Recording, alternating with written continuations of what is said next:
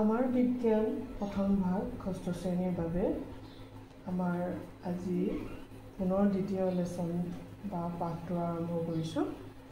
আজি তোমালোকক উদ্ভিদৰ কথা অকণমান বুজাই দিছোঁ যে কিছুমান গছ ওখ, কাণ্ড মোটা বা শকত আৰু টান, আৰু এইবোৰৰ ডাল পাত ঠাল ঠেঙুলি অনেক, এনে উদ্ভিদবোৰক বৃক্ষ বোলে।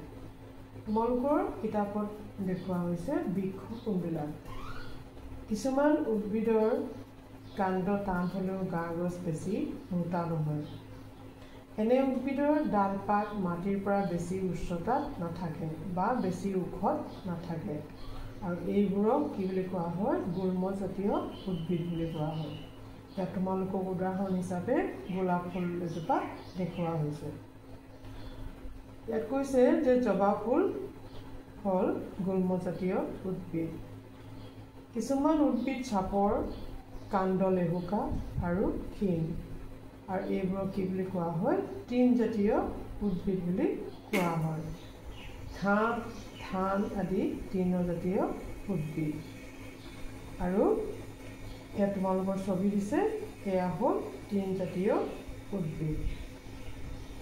পাণ, লাও, কোমোৰা আদিবোৰ কোনো আশ্ৰয়ত বগায়, গতিকে ইহঁতে সদায় কিছুমান আশ্ৰয় লৈ পেলাই তাৰ গাত বগাই যায়, আৰু এনেবোৰক কি বুলি কোৱা হয়?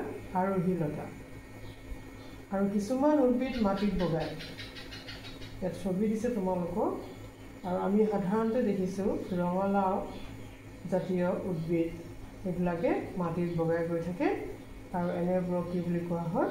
লতা জাতীয় উদ্ভিদ বুলি কোৱা হয়। আৰু এটা কথা যে পাতবিলাকত আমি কিছুমান পাতল ৰেখা দেখোঁ, আৰু এইবোৰক কি বুলি কোৱা হয়? পাতৰ হীৰা আৰু উপহীৰা।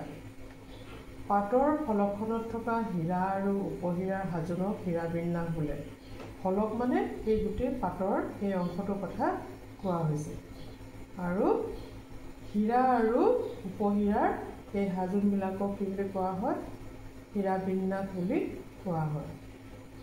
পাতৰ ফলক অৰ্থাৎ পত্ৰ ফলকৰ গুৰিৰ পৰা আগলৈকে থকা ডাঙৰ হীৰাডালক মধ্যহীৰা বোলে। এডাল দেখিছা তোমালোকে, এডালক মধ্যহীৰা বুলি কোৱা হয়। মধ্যহীৰাৰ পৰা আকৌ উপহীৰা কিছুমান ওলায়, সৰু সৰুকৈ দেখিছা, এইবিলাকক উপহীৰা বুলি কোৱা হয়।